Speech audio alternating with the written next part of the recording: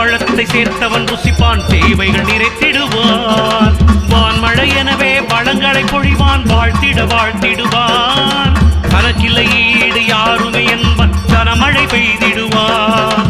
தனக்கில்லை ஈடு யாருமே என்பன் கனமழை பெய்து